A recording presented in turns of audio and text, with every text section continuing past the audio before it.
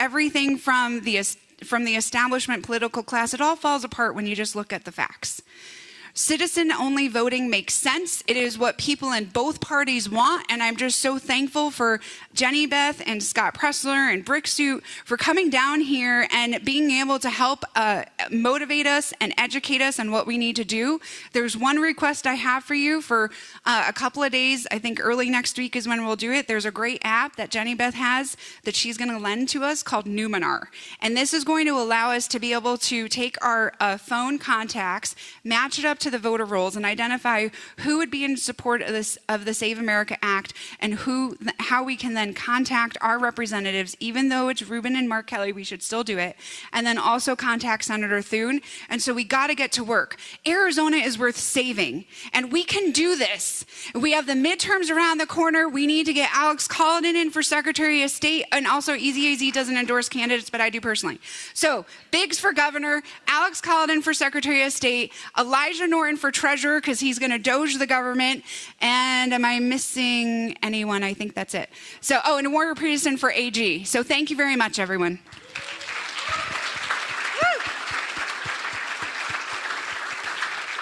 Thank you so much, Marissa. And now we've been going for about an hour, and I know you want to hear from a couple, you want to hear from Scott, and I have stuff to say, but let's just kind of stand up for a moment, stretch your legs. If you've got a sign, get your sign. If you don't, we're going to get some for you. Don't leave the room or anything. Just stand right here and get ready, because we're going to hold the signs up. We are here because we want to pass the Save America Act. And I think and I'm from the Tea Party. We like to chant. We've done some protesting and some rallies. So I think it would be good if we do a little bit of chanting right now and get some video for it and make sure that we're making our voices heard. So, all right, you've got your signs. Are you ready?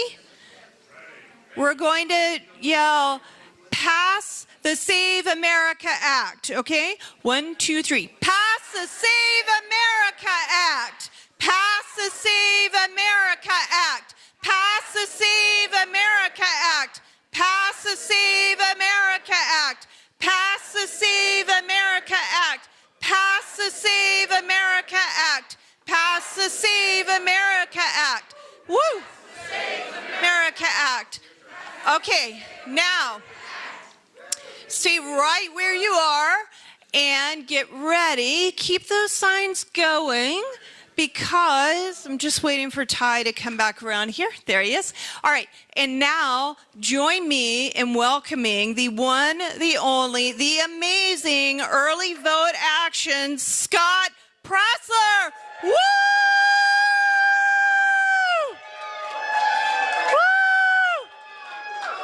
Woo!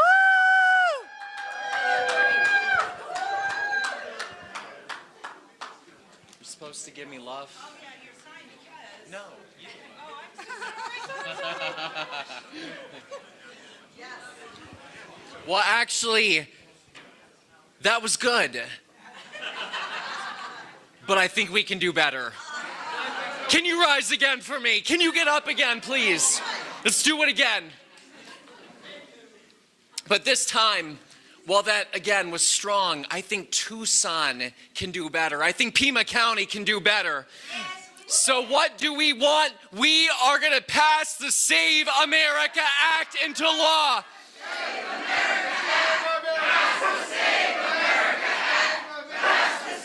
America Act. Pass the Save America Act. Pass the Save America Act. Pass the Save America Act. Pass the Save America Act.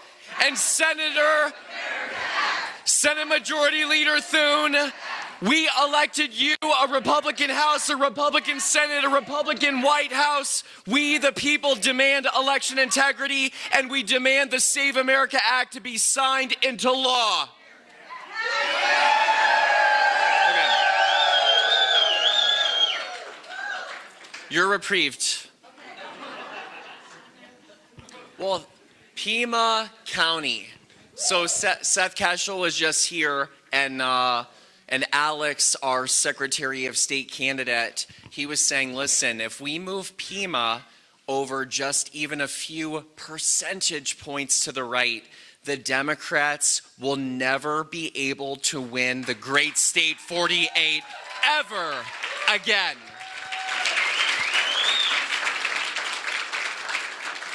Now, I've already spoken to a couple of y'all who here, and don't be embarrassed, it's not a bad thing, who here is this their first event they've ever gone to?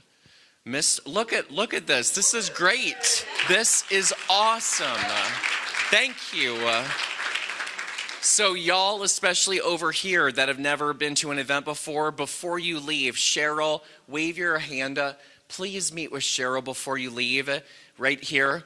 So I've met her, I've known her for years and years. She's done precinct leadership. She's now running for office herself. This is your go-to woman.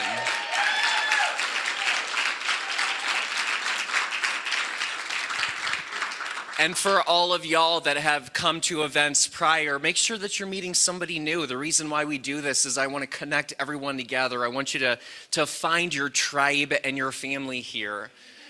Now, I know some people give me a hard time for my organization, and so I want to explain to you why I was inspired by the great state 48. In 2022, we had a little trouble here in Arizona, right? What happened on election day in Arizona? Say it. The machines went down and had errors, and Maricopa County, the most populous county in the state, on what day? Election day. When do our beautiful Republican voters vote? Election day. If I am a Democrat strategist, knowing that Republicans are going to wait to vote on one day, I only have to cause mischief. I only have to have things go wrong for 12 hours on one day, and I can steal an election from the American people. And that's exactly what happened in 2020. It was close. 10,000 votes, great state 48. 10,000 votes, Georgia. 20,000 votes, Wisconsin. 80,000 votes, Pennsylvania. And our country was forever changed because of a lack of election integrity. So from 2022, seeing the machines go down on election day, in Pennsylvania and Luzerne County, they ran out of paper ballots. Coincidentally, on election day. When do Republicans vote? Your next door neighbor, Nevada, a state that is trending to the right as you are, they had a snowstorm in Washoe County in Reno, a Republican county. On what day? Election day. When do Republicans vote? Election day. You guys are getting really good at this. I'm impressed. We lost that election by 8,000 votes. A United States senator. We could have defeated an incumbent, entrenched Democrat senator in former Harry Reid state of Nevada. Do you know how many registered Republicans did not vote on election day in Nevada in 2022? Give me a number. Higher. Higher. Higher. Higher. 150,000 registered Nevada Republican voters did not vote on election day in 2022. And it's worse because in Nevada, I track everything across all 50 states. There are only a few states that have automatic vote by mail. Those are Oregon, Washington, California, Utah, Hawaii, Colorado. Those states all do automatic vote by mail, and Nevada. And so that means that 150,000 registered Nevada Republican voters got a mail-in ballot. But our people, for whatever reason, were so demoralized, disenchanted, disenfranchised, that they didn't even fill out their ballot and walk 10 feet to their mailbox to put it in the mail. And furthermore, you know what it means? It means that we didn't do a great job of chasing those ballots and knocking on those doors. And I know you're going to hate what I'm about to say, but in Nevada, ballot harvesting is legal. It means Republicans didn't even do our own harvesting of the ballots. Now, is our goal to make sure that we have election integrity? You bet you're behind. But until we have the ability to have that in the great state 48, in Nevada, in California, then we're going to use the law to our advantage to win, to take over, and then, and only then, we will be able to have election integrity. Now, what are some steps that we're doing? Did you see what happened in California? This November, thanks to the wonderful Republican representative, Carl DeMaio, they have collected enough signatures to get a voter ID initiative on the ballot in the great state of California. And my friends, it will pass, and that's why the Democrats are so mad. They're so scared. Did you know in Nevada in 2024, they had a voter ID initiative on the ballot? Every county in Nevada voted yes for voter ID, including Clark County, Las Vegas, Nevada. It passed by 73%. So you're like, okay, but what does that mean, Scott? What's happening? They have their second round, because Nevada, you have to pass 2 rounds consecutively. This November, 2026, we have the opportunity to pass the second round in Nevada. And so yes, when we pass it this November, because we will, that means going into the 2028 election, we will have voter ID required in Nevada. That's huge. So just know, we are working tirelessly, even though I am early vote action.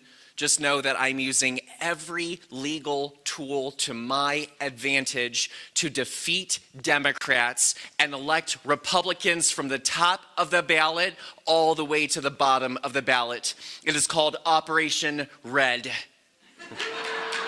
Remove every Democrat.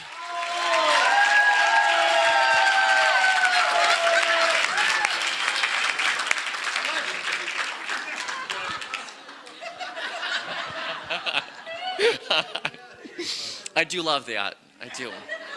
I call that the Scott shrug, when you're just like, oh, he's right, it's true. And so I don't know if you have been following my adventures on social media. Thank you. But I promise you, ever since we re-elected President Donald J. Trump with the popular vote, winning every single swing state from Arizona, Nevada, North Carolina, Pennsylvania, Wisconsin, Michigan. And I love saying that because nothing triggers a liberal more than the truth and the fact that they can never take away that popular vote from us. But I have been laser focused on making sure that we are codifying every single one of President Trump's promises into legislation. And I want to talk about a few pieces of legislation. So Caitlin, this is our moment. If you can please film this very important part. I meet with a lot of members of Congress, and in the past 4 months, I probably met with 90 members of the House, 90 across several states across the country, and I'm tirelessly working on them to pass legislation that you care about. I've been meeting with our senators as well, and so they have some pieces of legislation. I'm going to name a few of them, and based on the piece of legislation I say, I want you to give a reaction to it. So if you like it, hoot and holler. If you don't like it, boo. If you don't know, then you don't know, okay? Sound good? Okay, the first piece of legislation that our Congress is pushing, the Brave Burma Act. Do you guys know what that is? Nobody knows what it is. I don't even think our senators know what it is. Okay, so that one's out. So Congress, they don't want the Pre-Perm Act. The Road to Housing Act. Okay, Tim Scott, I love you. South Carolina is a great state. I love Beaufort. Nobody knows what the Road to Housing Act is. The Dignity Act. That's amnesty, by the way.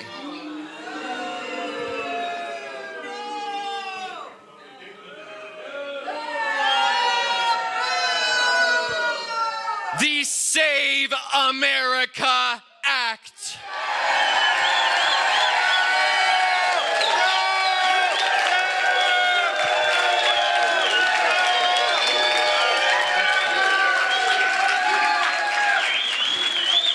So, members of Congress, you just heard this is the single most important country-saving legislation that 84% of Americans deserve, expect, and most importantly, demand. We gave Republicans control of everything. We gave them the House, we gave them the Senate, we gave them the White House. We put everything on the line to save our country. And yet, I want to make it clear though, and thank you, we're good, Caitlin, thank you. No, I don't mean it that way. Thank you, thank you, thank you. The House, I want to be clear, the House is doing its job. Speaker Mike Johnson, I have been impressed with Speaker Mike Johnson. He has one of the most narrow majorities in American history.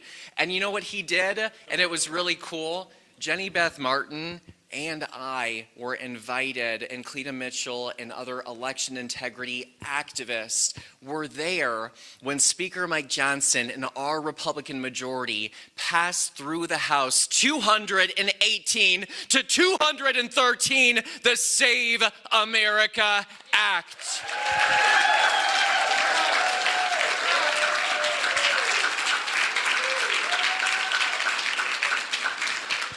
And while that was so consequential, and while the House is doing its job, unfortunately, right now, it is stalled in our United States Senate. Today, I haven't posted yet. I need to. Do you know what today is?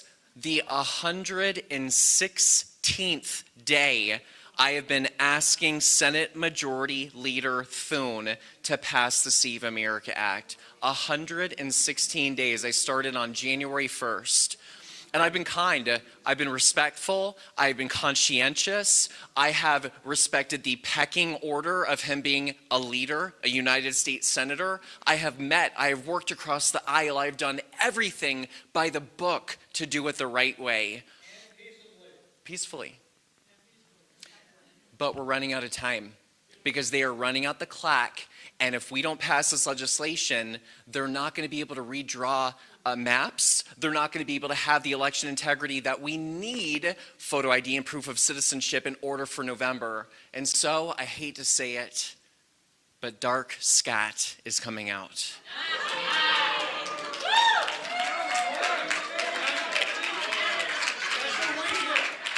He's still wearing boots. But, and I don't want to be that way, but I want to be very clear. These people, we must hold our elected officials accountable. We will praise them when they do the right thing, but we must let them know when they are doing wrong too.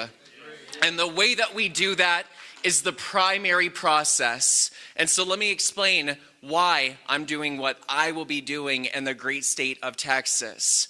Senate Majority Leader Thune right now is not listening to us. I've been to South Dakota. Jenny and I went to Rapid City. We went to Sioux Falls. We had 300 people at one event, which for South Dakota, that's like a village.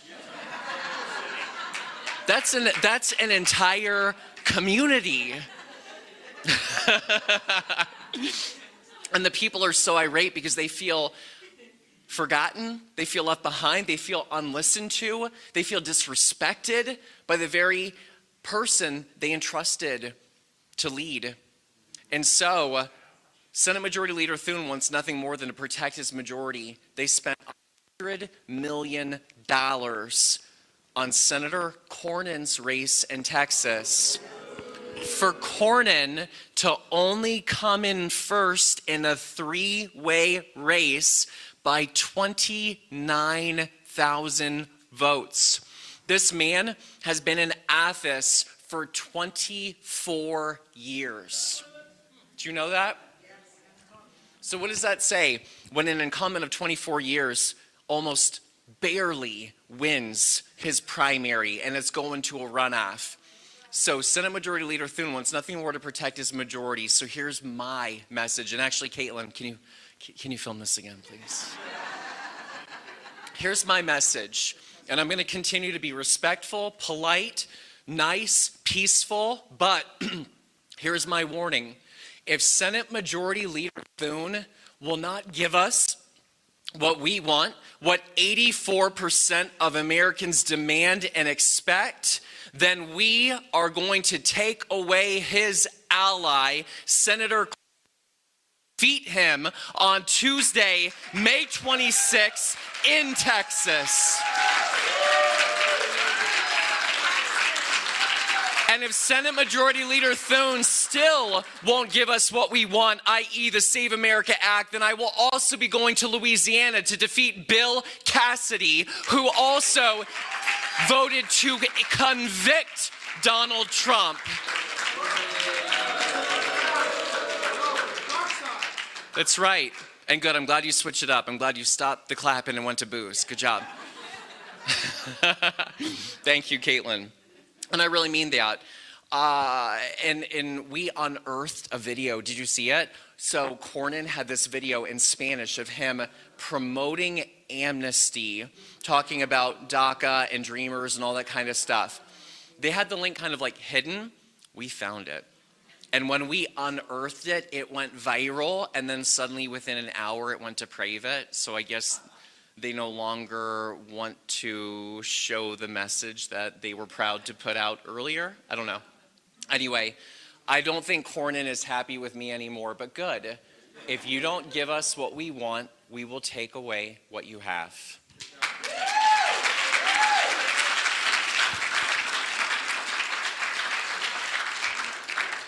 And I think May 26th is going to be a day of reckoning, and so I need your help. I know that our goal here is to replace the Katie Hobbs with a Republican governor this November, to take over the Secretary of State seat, to have a Republican Attorney General, to make sure we have a conservative state House and state Senate majority, to keep control of our Republican congressional delegation. But I would also love your help from the great state 48, working to text, call, post on social media, and you can help defeat John Cornyn too. So all that anger, all of that righteous anger that you have for the Senate Majority Leader, work with me to hold him accountable and defeat John Cornyn. And it's gonna be so fun. Now, after you guys, because we were just in Scottsdale, and I'm here in Tucson, and then I go to Idaho, and then, not for fun, I'm going to Alaska, not for fun. This is a work trip. I'm going to put pressure peacefully on Senator Murkowski with Jenny Beth Martin. And you know what the coolest part is? To show you how loyal we are to election integrity, it's not just putting pressure on these senators. Notice, we're here to build up your precinct chairs. We're here to register voters. We're helping to making sure that you are building an apparatus and infrastructure in these states to have success. Focusing on the voter ID initiatives in Nevada, in California. You know I know my stuff. We are also helping in Alaska to defeat ranked choice voting.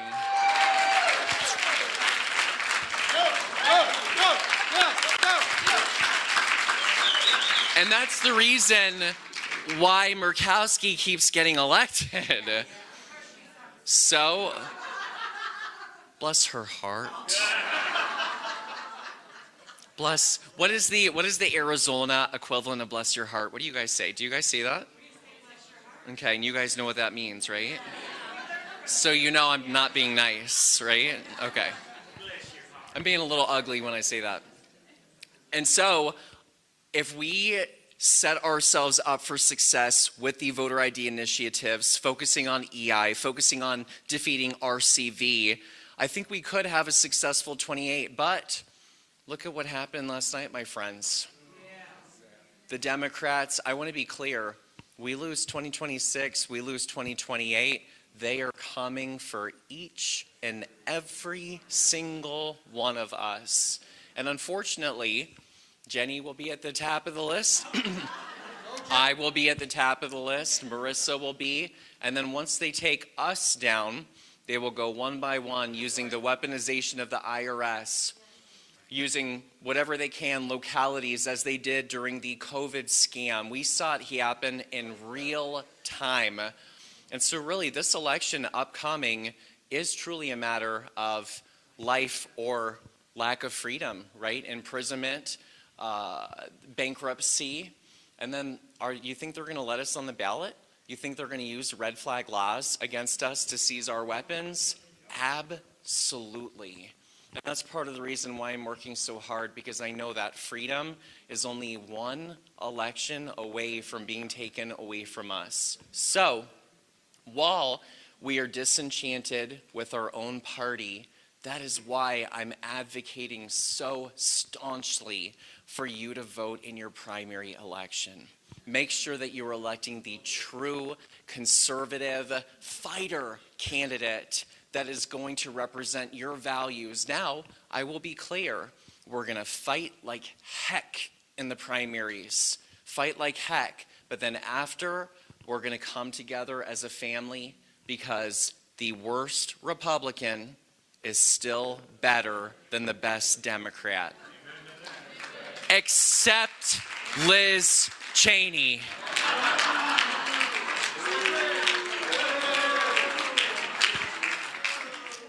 Bless her heart. And you know what? It was really fun. Real quick on that. That was so fun. Do you guys remember? So when Republicans, 10 House Republicans, voted to impeach President Trump, Adam Kinzinger, Liz Cheney, did you know that 8 of the 10 Republicans that voted to impeach President Trump are no longer in office? Did you know that? Newhouse is retiring this year, too, out of Washington. And did you know the senators that voted to convict Donald Trump? And I'm going to be respectful because I know he's going through issues right now, but we'll just say the Nebraska senator, he voted to convict. He is no longer in office. Mitt Romney is no longer in office. But Bill Cassidy is. And again, we are going to hold, I am serious. We are going to hold these people accountable. I promise to fight for you every single day. I promise to be your voice. I promise to elevate your voices. I promise to work with you. And even so, I am so mad. I have been driven to run for office myself. And I am running to be a state committeeman for the Republican Committee of Beaver County in Pennsylvania. I know you're like, what?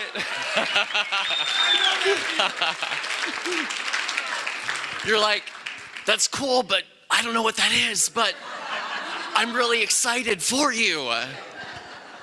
And I make a promise. So basically, I am starting at the very bottom because I want you guys to know that I do not overlook the importance of grassroots organizing, and I am not above anyone else. I am not below putting in the hard work. I'm going to start at the bottom, and I've made a promise to my people, unlike our current leaders, I will bring issues before our committee, before we vote on them. Novel idea. I will ask polls about the issues before I vote on them to get an understanding of what the majority wants. And my third commitment to my voters is I will vote the way the majority of the Republicans want, even if I disagree with an issue. Does that sound pretty okay? So my motto is going to be bring statesmanship back to politics. I think that's what we need. So, a couple things. I know I've been talking for forever, but this is good energy. It's good. I'm like an energy vampire. I'm taking it from you guys so I can continue my work. I have a couple hard asks because you have spent your Sunday being here that you could be doing anything else. You're taking your time to be with us, and I'm very grateful. All three of us are. So here are some asks of you. Number one, I want you to call Gallego. I know. I'm sorry. Thank you. This front row is excellent. You did excellent job. Call Gallego. Call the astronaut. And tell them you don't pass the Save America Act, and I promise you, as I am saying this to you right now, we are going to do everything to remove you from office and replace you with a senator that will support photo ID and proof of citizenship, and remind them that this state is trending to the right day by day. That's number one. Okay, Senate calls. Number two, I want you to call your House members. Number one, thank them. Thank you for voting for the Save America Act. Thank you for co-sponsoring the Save America Act. Because remember, you went over more flies with honey than vinegar. Part number two, ask them to be a no vote on any legislation coming out of the Senate except for DHS, because we all need the DHS funding. We need our Department of Homeland Security fully funded, including ICE. And tell them a no even on FISA. A no to any legislation until we get the gosh darn Save America Act. Tell your House member, Cisco Manny, who we like. We want him. However, he's facing a tough battle. He only narrowly won with Trump on the ballot. Tell your House member, you may lose your seat because of the Senate's inability to pass legislation. We might lose our House majority because the Senate is not doing its job. So you as a House majority must use your leverage and pit yourselves against them. And if they are going to make you vulnerable, well, then you make them vulnerable back. This kind of power dynamic has never really been utilized before. Well, now in the year of our Lord 2026, we are going to do so. So tell them that they need to start telling the Senate that they must pass the legislation or we will lose our jobs, and overtly say that, pit them against each other. Next, I want you to join with Cheryl if you're here in Tucson. Become a member of the Tucson GOP. Help to register voters with Turning Point Action, a fierce ally, and I strongly support Turning Point Action. Work with Marissa. Marissa is Easy AZ, and not only in Phoenix, Arizona, but for all of the great state 48. And I make a commitment. You do those things, you continue to show up, you continue to help the great state 48, and I promise you, I will come back and we will work together when we have our Republican nominee, the future Andy Biggs, the next governor of the great state 48.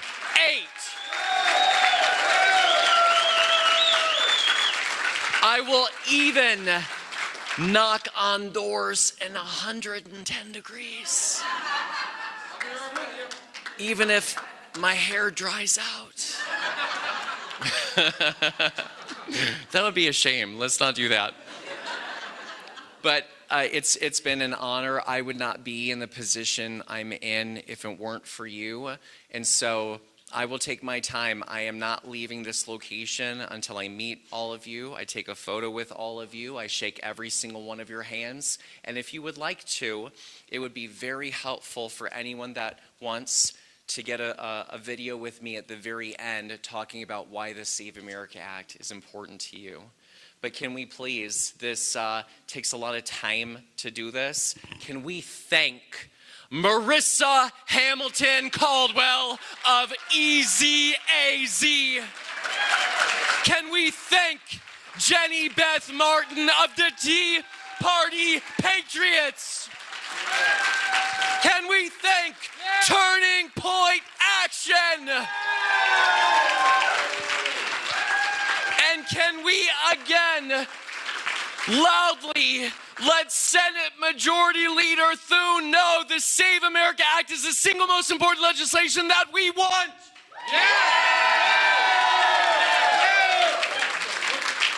Thank you. Hey, everybody, what about Scott? Yes,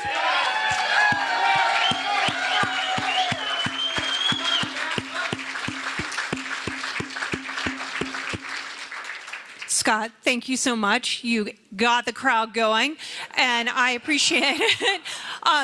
Okay, so here's what we're going to do. I have a few remarks, so I'm going to give those. We were going to do Q&A, but I don't think we're going to have time. What we will do after I finish is we're going to have a photo op line, and I'll explain how that works in a couple of minutes. Before I go to my comments, I realized when I went to grab additional signs earlier that I made a mistake, and I did not point out that there is a table also for Andy Biggs back there. So make sure you also see that. He is an amazing, amazing conservative. Couple things, probably more than a couple, but I'm going to go as quickly as I can so we've got more time for photos. What happened yesterday with the White House Correspondents' Dinner was absolutely horrible. It is at least the third assassination attempt on President Trump's life that we are at least aware of in less than 2 years. And it is obvious that there are people in this country, I mean, it's more than obvious. There are people in this country who truly, they don't agree with us, and they wish that we were dead. And they were successful when it came to Charlie, who's my friend, who I've known since he was 19 years old. Watching what happened last night, seeing the video of Erica, I'm horrified and I'm angry. There are people in Washington, D.C.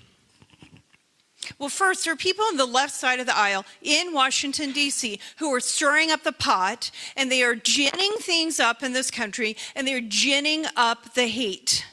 And it has to stop.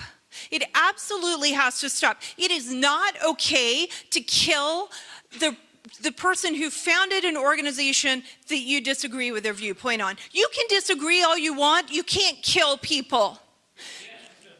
It is okay. It is not okay to kill the CEO of an insurance company in cold blood. And it is not okay to champion that kind of an assassination on a CEO. It is wrong.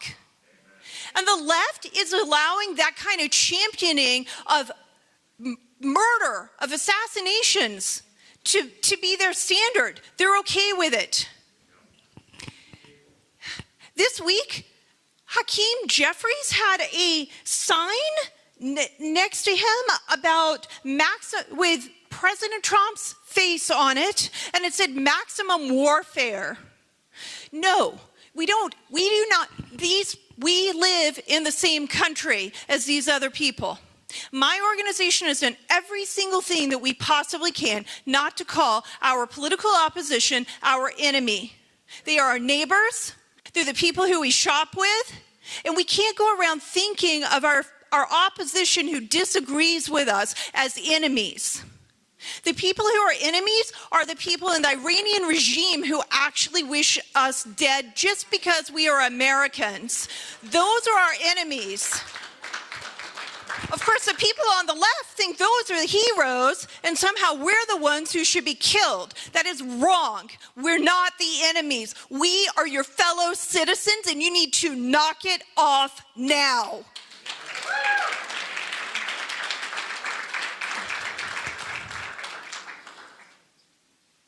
So we have a problem on the left.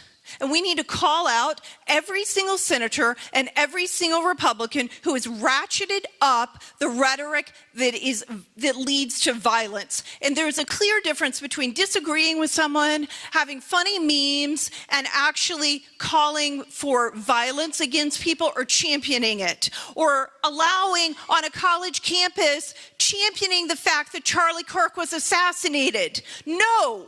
Where are the adults on these college campuses?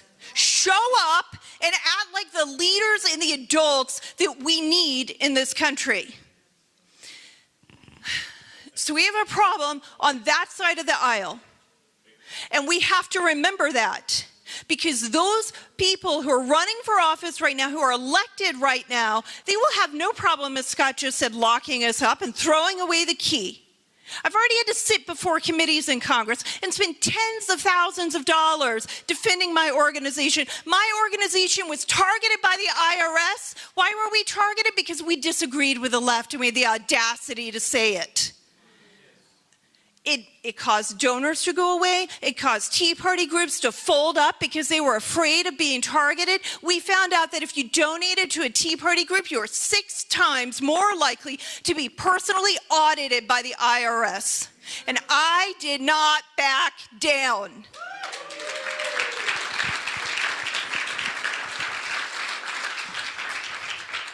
And I'm not backing down now. Then we have a bunch of people in the United States Senate who are part of the party that we support and we vote for, and they seem to be a bit feckless, and they don't have the spine and the courage like President Trump. And frankly, they don't have the spine and the courage of Speaker Mike Johnson, who posted such a wonderful message about President Trump this morning. He was with President Trump after the second assassination attempt. I actually texted with him that day. I didn't know he was at Mar-a-Lago at the time, and he's like, yes, I'm sitting right next to the president right now, actually. And I said, well, I'm praying for everyone there.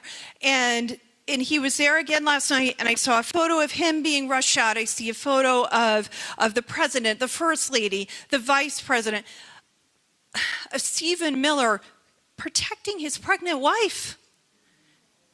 Pete Hegseth standing up with his head up, watching. You can just tell he is a warrior. He is a warrior who is unafraid. And he's protecting his wife, but he's also looking out for the rest of the crowd. He wasn't cowering under the table. We have the most amazing people in this administration doing everything they can to set our country right. And what Representative Rachel Keschel said a little while ago, we need to make sure that we remember this. And I'm going off script a little bit, but last night took us off script just a little bit. There have been people who question what President Trump is doing in Iran. And they do it online, and there are a bunch of naysayers, and they don't like what he's doing. Well, I can tell you the man who I have been supporting since 2016, the man who we watched get shot and yell, fight, fight, fight, with a man who we watched have an election stolen from him in 2020, not go away, be targeted, be indicted, try to throw him in jail, try to bankrupt him. He didn't stop. He kept fighting because he loves this country. He could have retired and gone off into the sunset, and they would have left him alone. The man who cares so much about this country, he's not going over there to Iran to be some kind of warmonger or because somebody else in some other country is pulling the strings. He's going over there because he's trying to set things right for the United States of America and to make sure we are safe from foreign adversaries who actually wish all of us dead, regardless of our party, simply because we're Americans. He's trying to fix 47 years of presidents who did not have the guts and the courage and the moral fortitude to do what he is doing. And he's also trying to set things right with China. And he's trying to make sure that the next generation, and I think the generation after that, he's looking out for his children and his grandchildren. He's looking out for all of us because he loves this country and he wants to make it great. And he puts America first. And last night, after being cleared out of that room, he wanted to go back in there. He didn't want to stop. That is the kind of president that we have.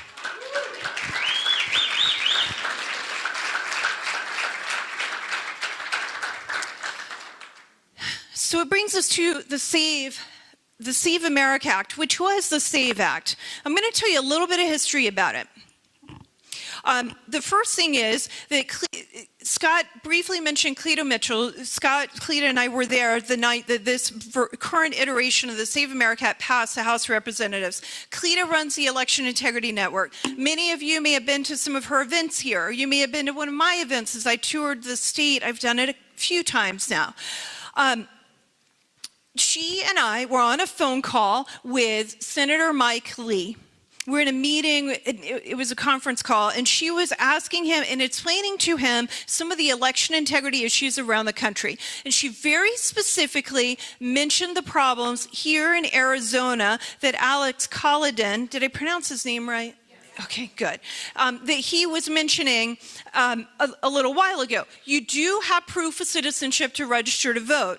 But if you don't show it because of a Supreme Court case, there was a Supreme Court case that said that Arizona must accept the form from the National Voter Registration Act, which is a motor voter law.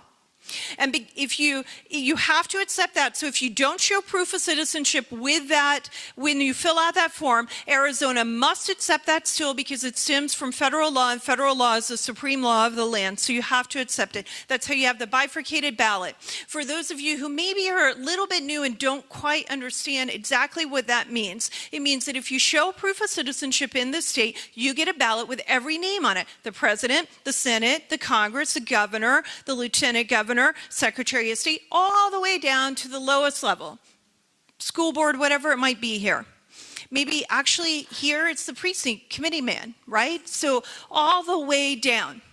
If, however, you filled out the form and you did not show proof of citizenship right here in this great state that is on the border, and in 2024, we saw what was happening with the border here in Arizona and other states around the country. If you don't show proof of citizenship, you still get a ballot with President, Senate, and Congress.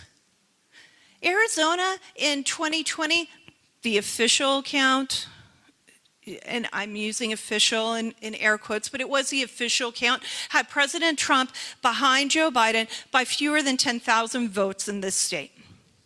And I'm like, this state determines who's going to be president, along with Georgia and Pennsylvania, Michigan, and Wisconsin, and Nevada. Less than 10,000 votes. This is a problem. We have to address this problem. So Cleta is explaining the problem. I text Senator Mike Lee and I say, hey, I think we need to turn this into a bill. And Republicans should only focus on this the rest of the year because this is a winning issue and it would affect the election, and we have to look out for the election, and it affects everyone because Arizona is a swing state and their vote makes a difference in the Electoral College. Some of it I unmuted and was able to say some of that aloud, but the rest I texted. And he said, yes, I think we need to do that. I will work on that. And so he and Congressman Chip Roy took the lead, and they wrote the bill, and we had conversations with them and their staff, and they made sure what we were doing was constitutional and that they were not overreaching the bounds of the Constitution. They don't want completely federalized elections. So we worked on it, we got the bill. In the first iteration, it's proof of citizenship to register to vote, and it was called the SAVE Act. It then it's modified a little bit. So it passed in 2024, then it passed again in 2025 in the new Congress. It stalled out in the Senate. And in the election year, even if it had gone through the Senate in 2024, Biden was the president then, so we still would not have gotten it into law. Then in 2025, it passes, and it goes nowhere in the Senate. So in the summertime, we did a tour on this Only Citizens Vote tour, working to drive attention about the Save America Act. And let me tell you something, we'd stop at bus stops, not bus stops, but truck stops, hotels, restaurants, and people would see this bus. What's up with this? Why do you have a bus? This is Only Citizens Vote. So I'd explain some of what's happening here in Arizona, and we just want proof of citizenship to make sure it's only American citizens voting in American elections. They'd go, yeah, you have to do all that to get this? Like, it takes that much? And I said, yeah, unfortunately it does. And at the time it was on top of the news. President Trump had tweeted about it several times, but not like, or posted truth, whatever, like he has been doing recently. So we go through. Then this year, they added voter ID to it. And the senator from the great state of Wisconsin, Brian Steele, championed it with Chip Roy, and they got it passed in the House. Let me say one more thing. When I mentioned Chip Roy and Mike Lee, Speaker of the House Mike Johnson was very involved in this from the very beginning. I gave him polling. I had polling done for McLaughlin. I gave him polling. I showed it was a valuable issue, or an issue that people cared about, and he championed it. He told the president about it. The president announced it at Mar-a-Lago while Mike Johnson was there. It might have been that same weekend, actually, where the second attempt was made. I don't remember. And then it has continued and built momentum since then. So he's been a huge, huge champion of this. And without him being a champion of it, it would not have passed the House 3 times, I don't think. So my hat goes off to him, and I appreciate him. It's an incredibly difficult job because he has such a small vote margin. Sometimes it's 1 vote margin in the House of Representatives. And somehow he is a leader enough that he can get all those people in the House of Representatives, all those Republicans, to do the right thing for the country. Then we come over to the Senate, and we have a leader who can't. And we've got an issue with that, and it just keeps stalling. We thought we were going to be able to do a talking filibuster. A talking filibuster is like what we saw when Mr. Smith goes to Washington. But the parliamentarians said that we couldn't do it the way we thought because of the amendments and unlimited debate and on and on and on. By unlimited debate, what it means is that a senator can speak for as long as they possibly can, as long as they don't sit down, leave the chamber, or lean on anything. So at some point, they would exhaust their time. They get to speak twice. And at some point, they would exhaust their time because physically you can only stand for so long. But the parliamentarian said that the way we thought it could happen, it couldn't. So everything we thought about the talking filibuster was not going to work. So now we have it on the floor, had it on the floor, and it was able to get on the floor without 60 votes. Normally it takes 60 in the Senate to even get debate started. The Senate passed a bill about immigration, sent it over to the House. The House stripped out the entire, no, I'm sorry, it wasn't immigration, it was veteran stuff. They stripped out that entire bill and replaced it with the Save America Act. And it was a proof of citizenship and voter ID. Sent it back to the Senate. And because it went back to, it originated in the Senate, went to the House, came back to the Senate, it was considered a message, and that means you can start debate with only 50 votes. So that's how we were able to get debate open. But we still haven't been able to pass it. So we have an issue with that, and we have to keep working on it. And it means we've got to focus on Republicans, and we also have to focus on Democrats because it takes 60 votes to close the debate right now. So we're here in Arizona because you have 2 senators who are Democrats, and we need to keep the pressure on them. We're going to Alaska because we have a senator there who is a Republican who is not on board with the bill yet either. And so we just keep doing this. Now, we see you shaking your heads and you're frustrated, and I totally get it, and you should be. President Trump doesn't give up. He doesn't let people knock him down permanently. So even though they're not doing exactly what we want right now, we keep at it, and we do not stop. And as painfully slow as this process is, we do have to acknowledge that our founding fathers created a deliberately slow process for legislation because they were trying to protect us from tyranny. And we did all see what happened during COVID when things happened quickly. Tyranny slipped in very, very quickly. So some of why things move slow is because of that. But right now, this is craziness. It is not tyrannical to say that only American citizens vote in our election. It is actually constitutional. It is not tyrannical to say we're going to show voter ID when we go to vote. And it's not tyrannical when there's an issue that 80, 90% of Americans want to see passed, and we want the Senate to get the job done. What actually seems a bit more tyrannical to me is ignoring the will of nearly 90+% of Americans.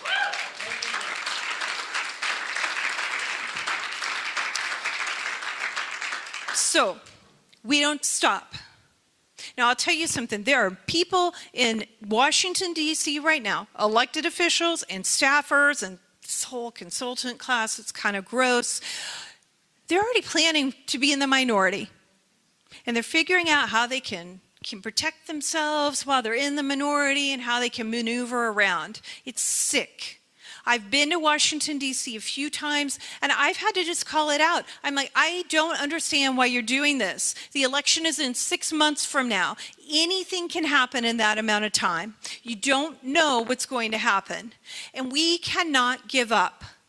So you've got people in D.C. who are in such a bubble. They don't understand the passion that you have and the love that you have for this country and your willingness to fight as hard as President Trump. And then we've got people online, which Bricksuit was talking about, all these doomsayers. Enough with them. It can become poison, and it will cause us to lose majorities and cause us not to be able to support President Trump's agenda in the final 2 years of the last term he can possibly be in office. We cannot fall prey to that. We have to be wiser than that. And then we also, it isn't just about Trump, and I think he's the greatest president. You know, there is George Washington, so we have founding fathers who are quite amazing. He is certainly the best president of my lifetime. I think he's the best president in over 100 years. I think he ranks up there with Abraham Lincoln and the founding fathers. And I'm so thankful for him. And it's not just about him. It's about making sure we are protecting our country and protecting our liberty, and that we're also sending a message to these people on the left side of the aisle. It's my left, so I'll point to your left. The left side of the aisle who wish we were dead. We're not going to put up with it, and we're not going to stop, and you're not going to intimidate us, and we're going to keep fighting, and we're going to fight. We're going to fight for the Save America Act. We're going to fight for the majorities, and we're going to fight for this great country that we all love. Thank you so much.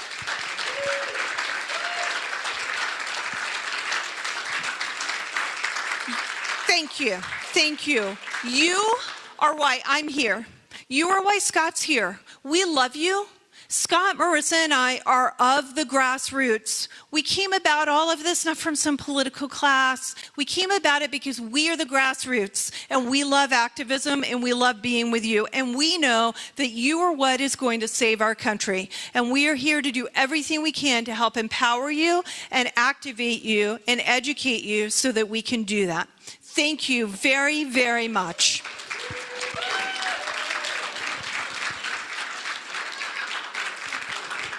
Okay, so here's what we're going to do. I'm going to have you line up, and we were going to do questions, but we simply don't have time. We're going to do photos, short videos right here. You're going to line up this way. We're going to take the photos here, and then you're just going to scoot right out the door that way, okay? And we should have at least one person who's going to help us volunteer and take photos. Maybe it's Cecily, maybe it's someone else, so that we can speed it up. You want to go first? And then everyone, if you have been helping us with postcard writing or you want us to help with postcard writing, we have registered over 4,500 voters since the summer. So go out to the EZAZ table. We need to get more people that are not registered to vote